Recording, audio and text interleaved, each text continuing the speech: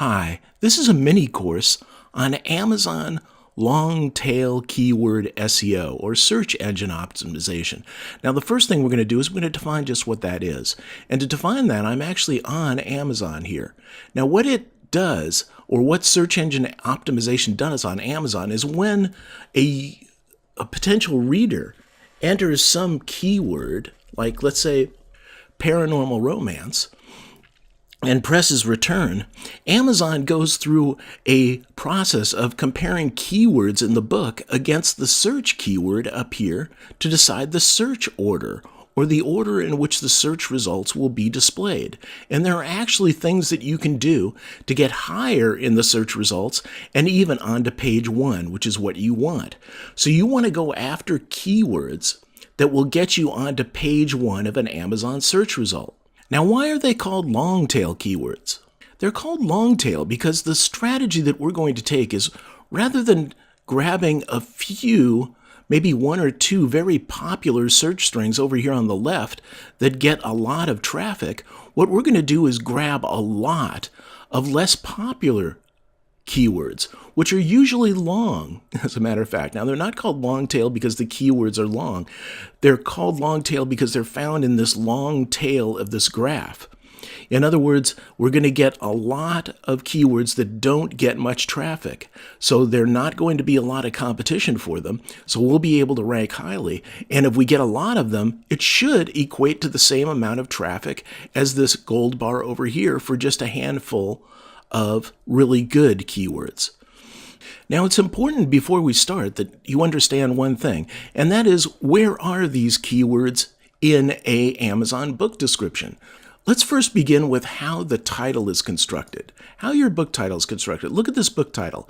It says Winter Wonderland, Poems of Christmas, a subtitle, and then in parentheses it has Bedtime Stories for Children, Book 9. So there's actually 3 components in KDP that are being used to create this name. If I go over to KDP and I go into KDP to edit this book description that we're looking at, Winter Wonderland, I can see that the fields that are being used to create the name are book title, and then it follows it with a colon. Amazon automatically puts that in. And then the subtitle, Poems of Christmas, and then it puts Bedtime Stories for Children in parentheses, and it puts the word book before 9. So the fields that are being used to construct the title are book title, subtitle, and series information. Now, this is significant because these are all potential areas where we can put keywords. This is where Amazon finds the keywords that it matches against the search strings that readers enter to find books. So we have 198 characters here that we can put in book title and subtitle, and another 72 into series information. That means that you have, 270 characters worth of keywords that you can put in a book. If you ever notice on Amazon, you see a book with a big honking title, what they're doing is they're putting keywords into the title so that they'll rank highly in search results. Now, you may not want to put a lot of keywords in your book title. Your book title is yours, and you want to title the book something juicy that will get readers to buy into the book. And the series information, your series, you're probably going to want to name that a specific thing too, but it should be related to your book topic area so that it ranks highly in keywords. That leaves subtitle. You can put a big honking subtitle here with all kinds of keywords like paranormal romance, woman sleuth, all of these things that are going to be longer tail keywords, we'll put them into subtitle. Now that brings us to what are the fields that are used to find keywords in a book description. And they are the book title, the book subtitle, the series information, the book description to a lesser extent, and then your 7 keywords down here.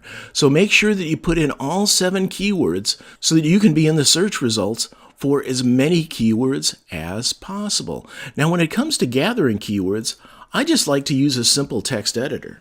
So I'll open a text editor and I'll start a document called keywords, and I'll start gathering my keywords in it. So that's what we're going to do in this mini course. We're going to go through and we're going to find keywords that allow us to rank highly for long tail keywords, less popular keywords, but we're going to dominate them by showing up in search results on page 1. And we're going to gather these keywords into a text file as we prepare them. And when they're finally ready, we'll go back to KDP and we'll fill in the fields with the information. So that's it for this lecture. I'll see you in the next one, in which we're going to go through the 4-step process to gather and analyze Amazon keywords.